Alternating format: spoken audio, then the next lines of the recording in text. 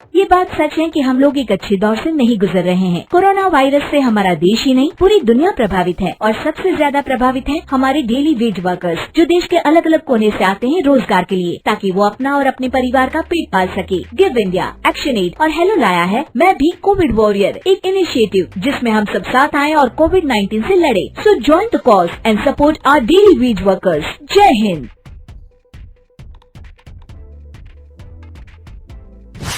रजनी को बचपन से ही पेंटिंग का बहुत शौक था।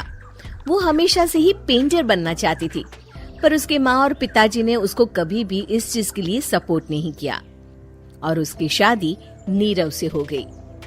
नीरव रजनी को बहुत प्यार करता था, पर रजनी हमेशा चुपचाप ही रहती।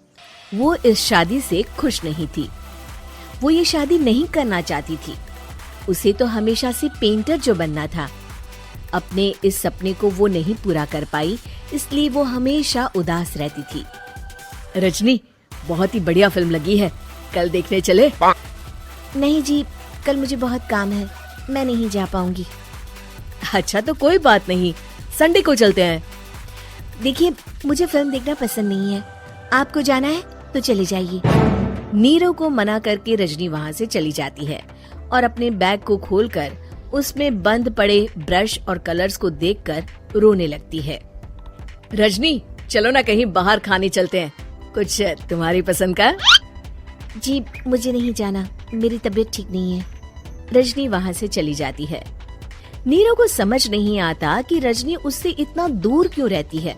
वो जब भी उसके साथ वक्त बिताना चाहता है, रजनी कोई ना कोई बहाना बना देती है। एक दिन घर पर कोई नहीं था। रजनी घर का सारा काम जल्दी से खत्म कर लेती है। घर पर अकेले होने के कारण वो सोचती है कि वो आज पेंटिंग करेगी।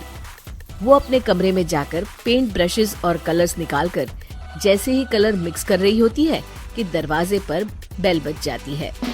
अब कौन आ गया इस वक्त? इतनी मुश्किल से तो मुझे पेंट करने का मौका मिला है। रजनी दरवाजा खोलती है तो उसकी सास अपनी सहेलियों के साथ खड़ी होती है और सब घर के अंदर आ जाते हैं। अरे बहू, सबको शरबत बनाकर पिला दे, बाहर तो बड़ी गर्मी है। जी। रजनी पेंट ना कर पाने से उदास हो जाती है। उसे गुस्सा भी आ रहा होता है कि उसने इस शादी के लिए हाँ क्यों कह दी। वो रसोई में जा रही होती है कि उसकी सास उसे रोकती है। बहू, सबके खाने का भी इंतजाम कर लेना, आज का लंच तो ये सब यहीं करेगी। हाँ। रजनी बिना कुछ कहे रसोई में चली जाती है। सबके लिए खाना बनाती है। सब खाना खाते हैं और रजनी घड़ी देखती है कि ये सब कब जाएंगे ताकि वो अपनी पेंटिंग कर सके। जब शाम होती है तब सब चले जाते हैं अपने घर। अरे बहू, सब तेरे खाने की तो बहुत तारीफ कर रहे थे, सबको बहुत अच्छा लगा खाना। आपको मुझे सुबह बताना चाहिए था ना कि आपकी सहेलियां आ रही हैं। पता भी है कितना वक्त लगा सारा खाना बनाने में। अरे बहू, तू ऐसे कैसे बात कर रही है मुझसे? तो और कैसे बात करूं? मैं इस घर की कोई नौकरानी नहीं हूं कि इतना काम करूंगी। रजनी अपने कमरे में जाकर दरवाजा बंद कर लेती है।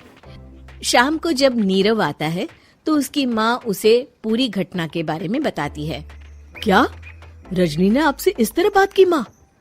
हाँ, और पता नहीं उसे क्या हो गया है, शाम से बाहर भी नहीं आई है। मैंने तो कई बार आवाज दी, खाना भी नहीं खाया उसने। तू ही बात करके देख ले बेटा। नीरव अपने कमरे का दरवाजा खटखटाता है। रजनी, दरवाजा खोलो, मैं हूँ। रजनी दरवाजा खोलती है और फिर वापस जाकर अपने बिस्तर पर लेट जाती है। रजनी, माँ से बात करने का ये क्या तरीका है? मैंने कोई गलत बात नहीं की है। अरे तुम क्यों ऐसे बर्ताव कर रही हो सबके साथ? क्या तुम इस शादी से खुश नहीं हो? रजनी कुछ नहीं बोलती। अरे बताओ मुझे रजनी, क्या ये शादी तुम्हारी मर्जी के खिलाफ हुई है? हाँ, मैं ये शादी कभी नहीं करना चाहती थी। तुमसे क्या, मैं किसी से भी शादी नहीं करना चाहती थी। रजनी रोने लगती है। चुप हो जाओ रजनी, बताओ मुझे, तुम क्यों नहीं करना चाहती थी शादी? रजनी बेड के नीचे से अपने पेंटिंग्स, कलर्स, ब्रश, पेपर्स निकालती है। इतने में उसकी सास भी कमरे में आ जाती है। ये देख रहे हो, ये थे मेरे सपने। मैं पेंटर बनना चाहती थी, पर माँ पापा ने कभी सपोर्ट नहीं किया और मेरी शादी करवा दी। मेरे सारे सपने टूट गए। हर वक्त बस गुस्सा आता रहता है मुझे। मैं जानती हूँ कि आप लोगों की इसमें कोई गलती नहीं है, पर मैं क्या करूँ, मुझे समझ में नहीं आता।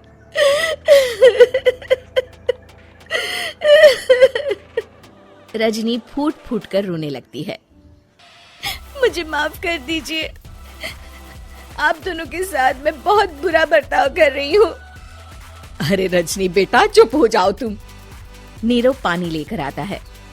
ये लो पानी पियो और शांत हो जाओ। रजनी पानी पीती है और उसकी सास पेंटिंग्स देख रही होती है। अरे नीरव, हमें तो पता ही नहीं था कि हमारी बहू कलाकार है। अरे कितनी अच्छी पेंटिंग्स बनाई है, देखो तो। ये वाली तो मैं अपने कमरे में ले जाऊंगी। आपको ये पेंटिंग्स अच्छी लगी? अच्छी नहीं, बहुत अच्छी लगी। और तुमने हमें बताया क्यों नहीं? तुम जब चाहे पेंटिंग कर सकती हो रजनी। हम तुम्हारे सपनों को पूरा करने में तुम्हारा पूरा साथ देंगे। हाँ बेटा, हम कला की कद्र करते हैं। हम कलाकार तो नहीं, पर मुझे गर्व है कि मेरी बहू एक कलाकार है। रजनी, नीरव और सास तीनों हंस पड़ते हैं।